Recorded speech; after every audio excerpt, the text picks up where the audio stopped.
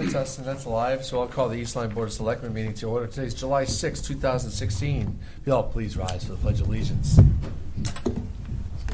I pledge allegiance to the flag of the United States of America and to the republic for which it stands, one nation, under God, indivisible, with liberty and justice for all. Thank you.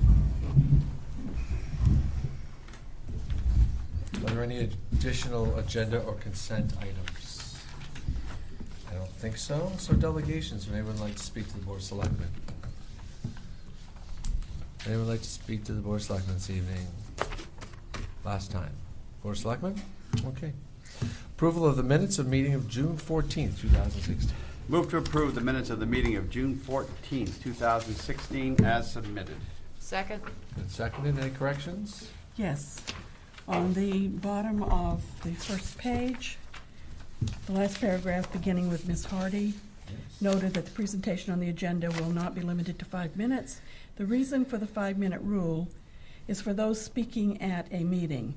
I'd like to have that clarified, which I believe I did in making the statement.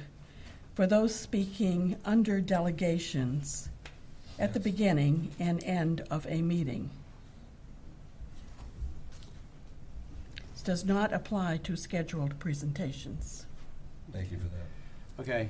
I have one too. Okay. Page 4, third paragraph, Mr. Salerno requests that East Lyme need be considered, it should be needs.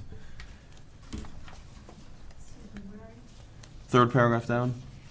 It says Mr. Salerno requested East Lyme needs to be considered in the application, not written what the state needs. It should say Mr. Salerno requested that East Lyme's needs be considered first in the application, not what the state thinks our needs are.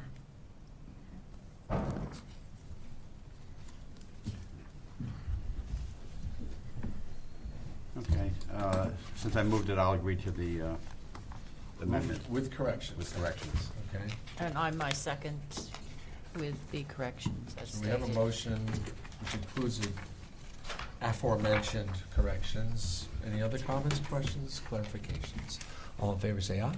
Aye. Aye. Any opposed? Any abstain? Fantastic.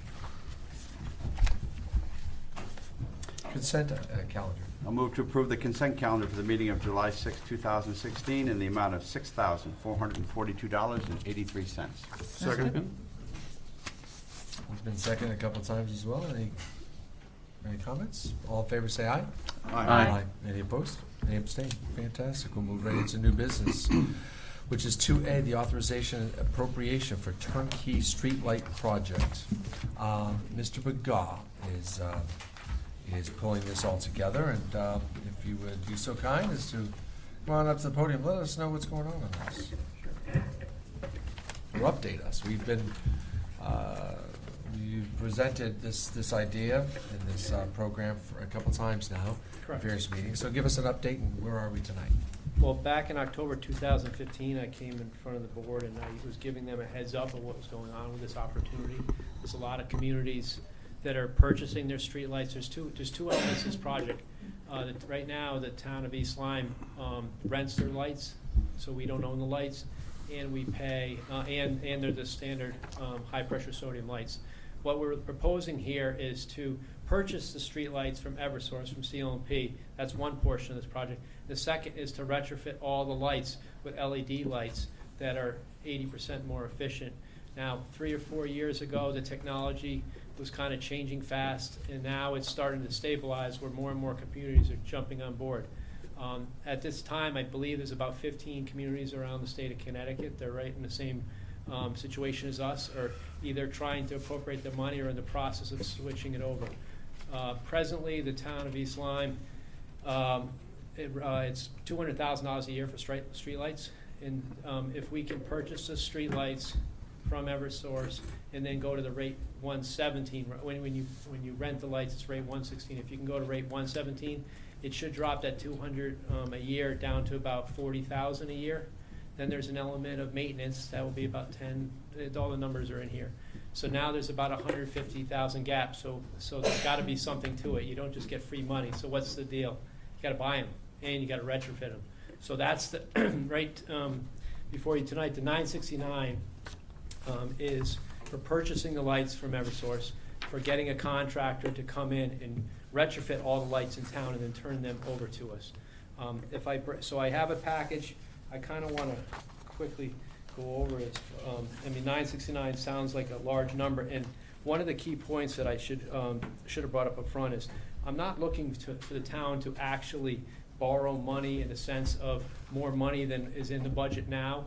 This project is proposed to pay for it as you go over the next few years, because right now we are currently budgeting $200,000. So when we buy the lights, I'm looking to use the current money as if we never did this each year. Now, in the proposal as far as borrowing the money, it takes about 7 years to purchase everything out, but in all those 7 years, we'll be cash positive in those 7 years, and in the 8th year, we'll be making large sum of savings. So the other benefit is if you went to your house and bought a bunch of LED lights and put them in, and a lot of times you go to Lowe's or Home Depot and you can get a rebate sent in.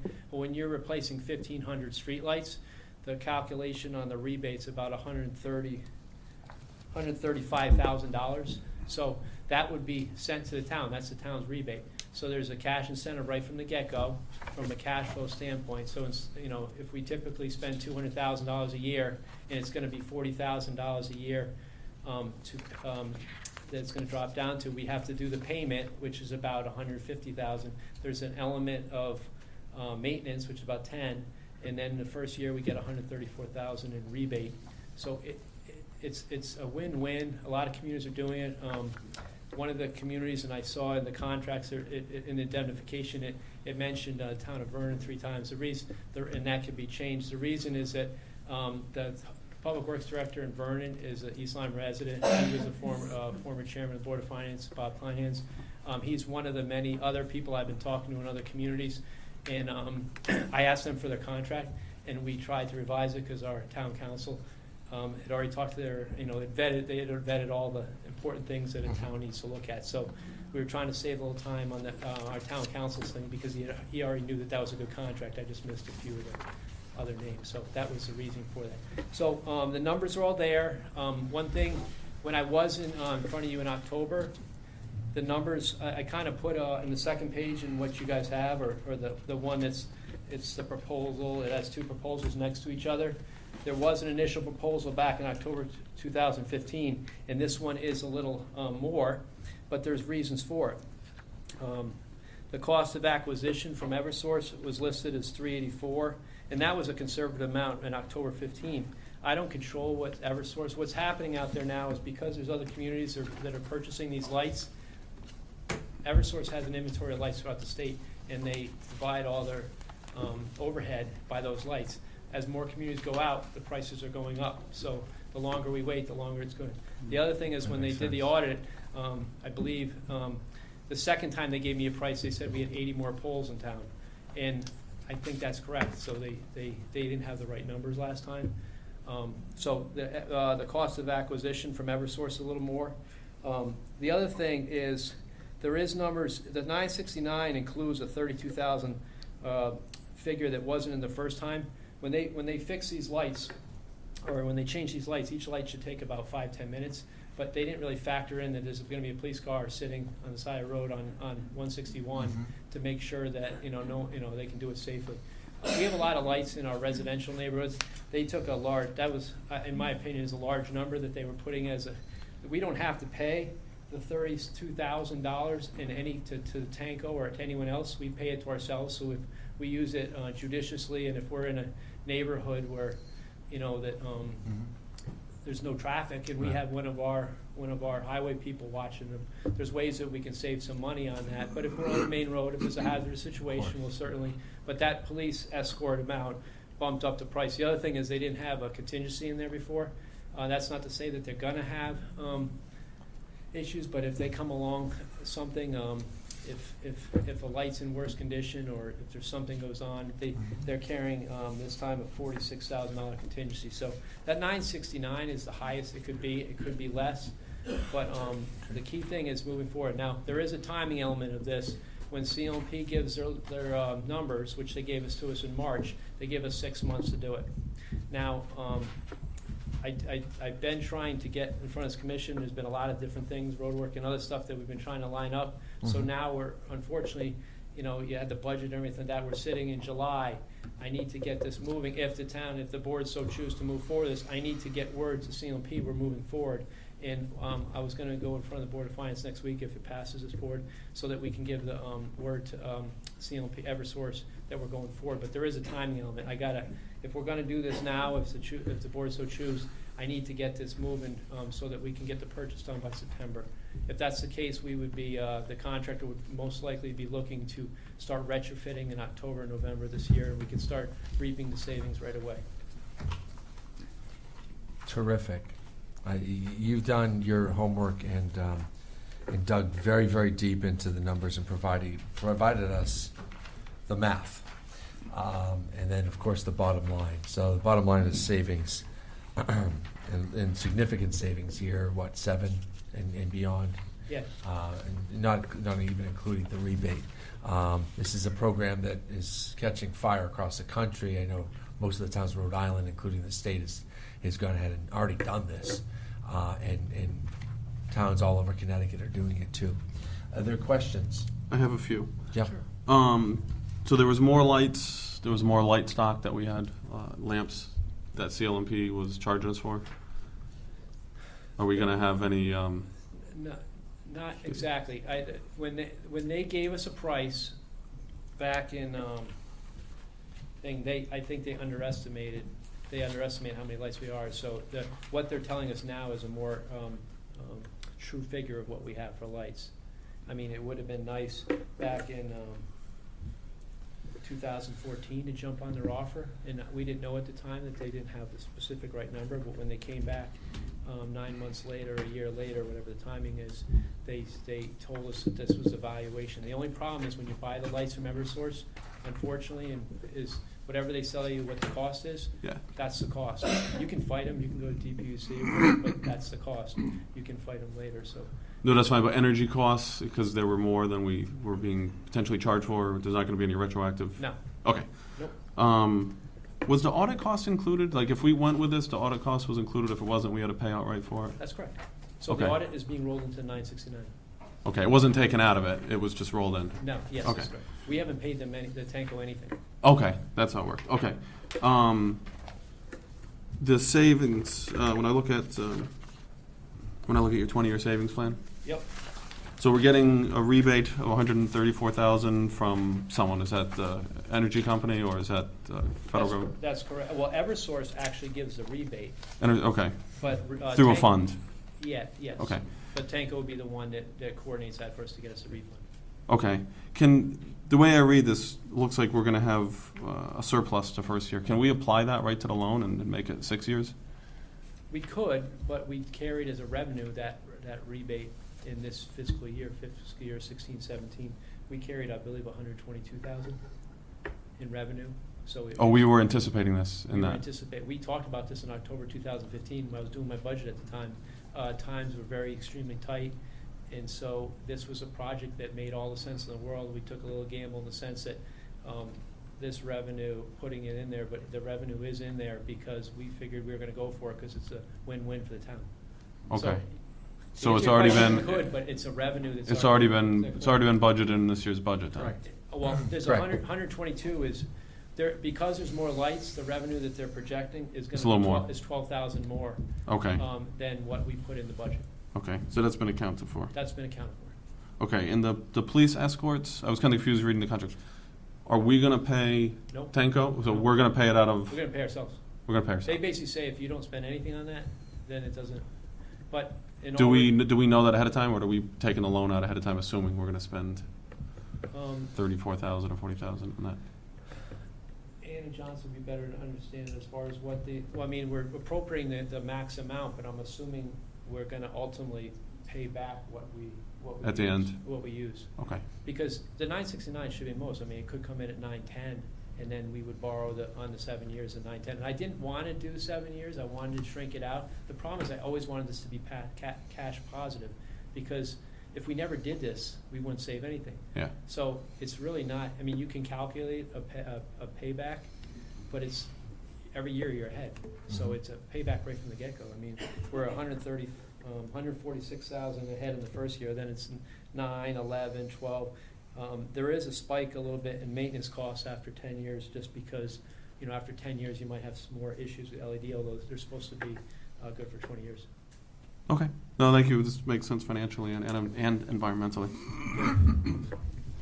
Other questions? Just, I do. When they start the project, do they have to complete a certain number on a certain circuit, or can they just replace one and it's okay with the others that aren't replaced yet? They go down the road.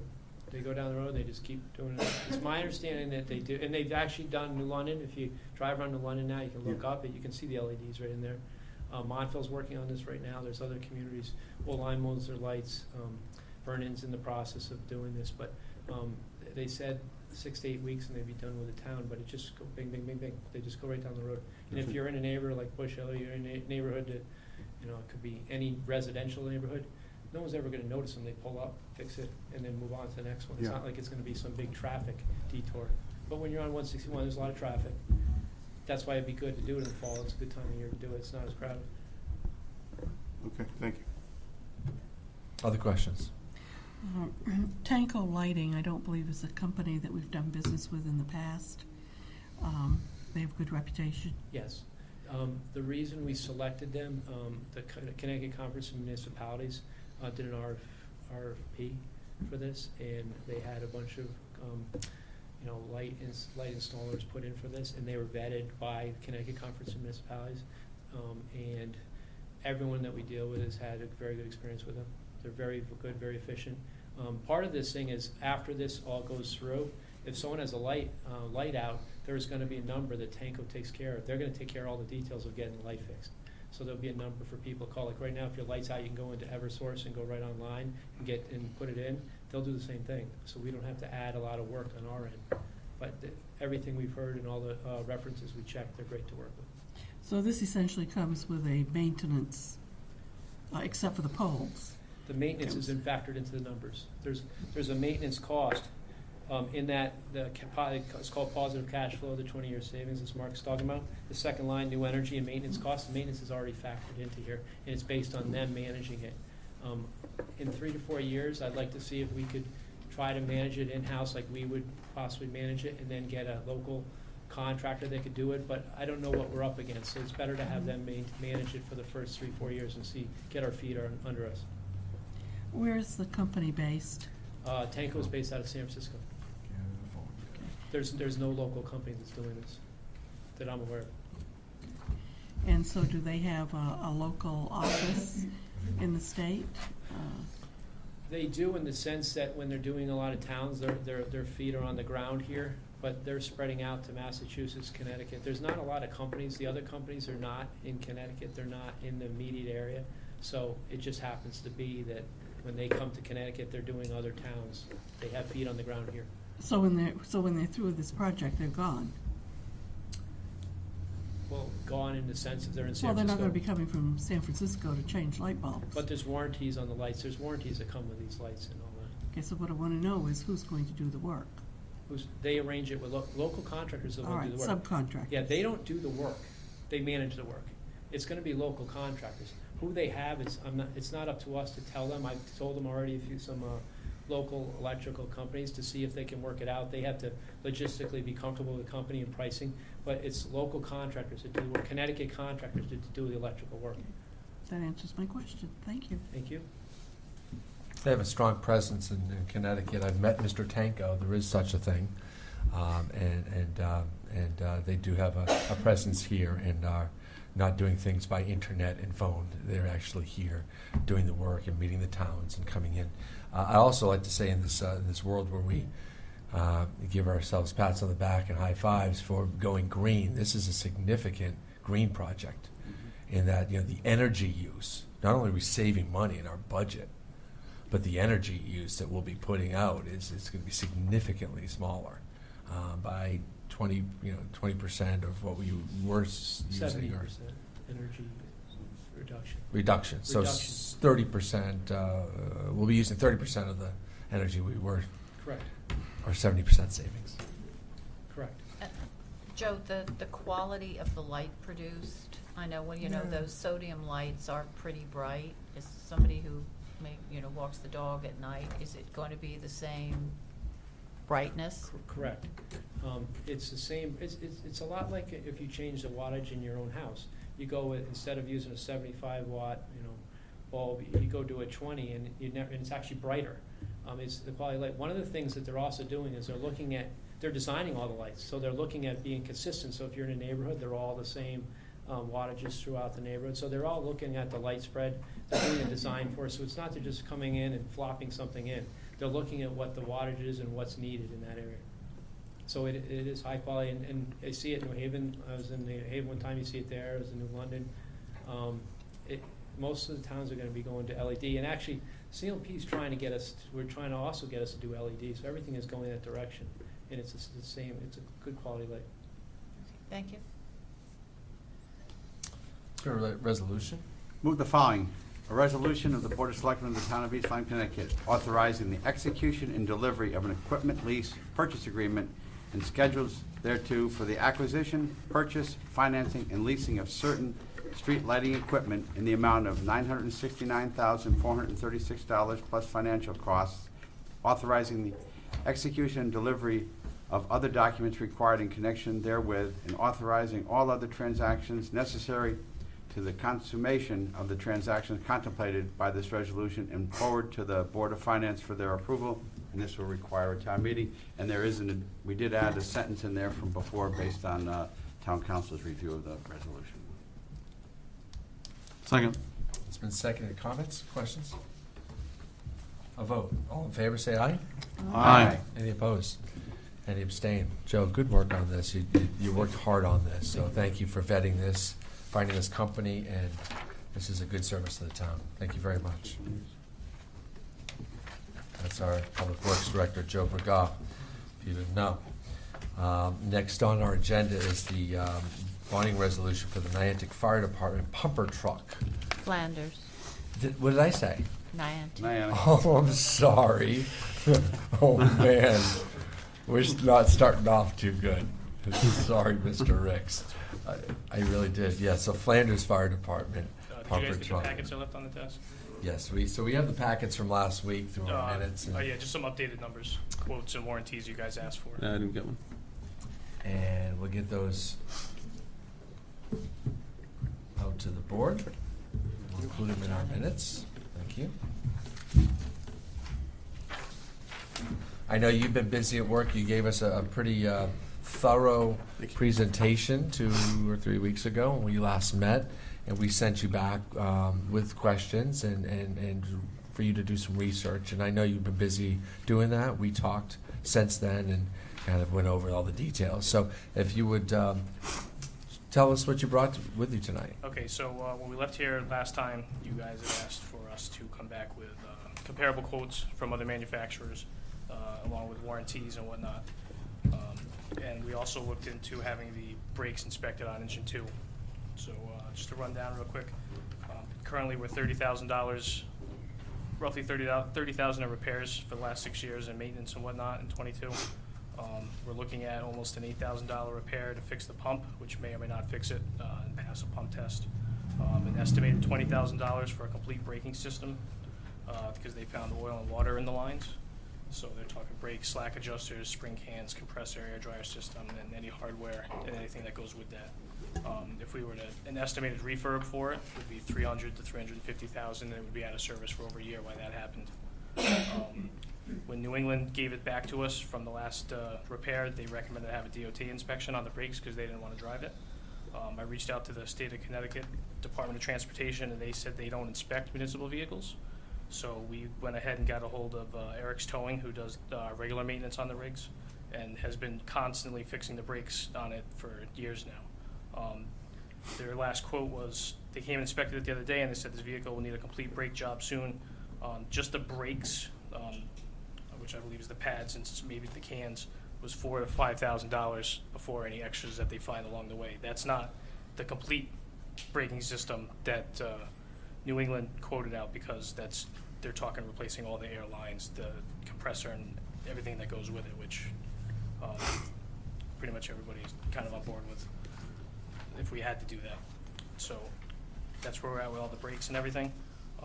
I sent out emails to 9 local apparatus builders, and I simply stated that, we're looking to replace our 1992 Spartan 3D manufacturing engine that currently carries 1,500 gallons of water with a 1,500 GPM pump. We're currently looking to purchase a demo engine from another dealer with everything we're looking for, delivered to us by mid-September. Our town's Board of Selectmen would like us to get competitive quotes. Also in that email that we sent were the exact specs for what we're looking for. And we had asked them to give us a quote for either a demo that they may have in their possession now that's close to matching our specs, or an actual quote to build the rig that we want with an estimated date of delivery and any warranty info along with it. And said we reached out to Ferrera, E1, Firematic, Seagrave, 5-Star, KME, Nassau Fire Apparatus, Yankee Fire Rescue, and CNS Specialty. Only got 3 responses back. E1 emailed us back, said they had no demo in their possession now and nothing on the line coming close, and didn't come back with a bid to build one. 5-Star said they had a 2014 demo with 1,800 miles on it with a quote of $502,670. And CNS dropped off a quote for 2 demos, one for $304,000 and the other for $350,000, which when I first saw that I was excited that I could possibly sell 2 rigs at a cheaper rate, until I started going line by line on their specs compared to what we have now. And then obviously New England's demo is exactly made from our specs, and they're asking for $469,847. And then we also found out they said they would give us $15,000 for trade-in. I know you guys had asked about that. So just real quick, the 5-Star demo. Positives on that was it holds more people in the cab. Compartments are bigger. It came with a foam tank that we weren't looking for. It came with a 6 kW generator, cord reel, on-spot chains that we wanted. The hose loads and pre-connects were very close to ours. The negatives was the price. It's roughly $33,000 more than I'm looking for now. That's not including radios and electronics. It only has a 1,000-gallon tank. Like I said, we currently have 1,500, and we're looking to go to 1,250 because that's the biggest you can get on a single axle. We don't want to compromise our water loss. It doesn't have a booster reel. It doesn't have a deck gun. It only carries 2 hard suctions for drafting. Presently, we have 3 for what we need now. The ladders were exposed to the elements. It only holds 7 spare bottles for SCBA. And we found with the roll-up compartments, we got those on the rescue, that after time, they collect a lot of sand, and we've probably done more maintenance to keep them up to being used, not properly, but it's a lot more maintenance to keep them working and smoothly. The warranty for them is only a 1-year standard. You could buy a 2-year or 3-year extension. The structure and body was 10 years, the paint was 7, and the plumbing for the pump was 10, and I couldn't find in their quote a warranty for the tank, which most tanks are lifetime, so I just assumed theirs would be 2. The CNS demos that came in at $300,000 and $350,000.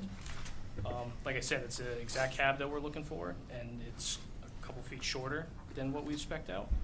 The ladders are stored inside like we want. Again, it only has a 1,000-gallon tank, so we'd be losing 500 gallons as opposed to just 250.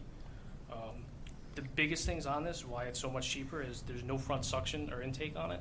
That's a big thing for us because of the fact that we don't have hydrants. We have to be able to draft out of lakes. So you can draft off of this rig from the side. The problem is the closer you get to water, the softer the ground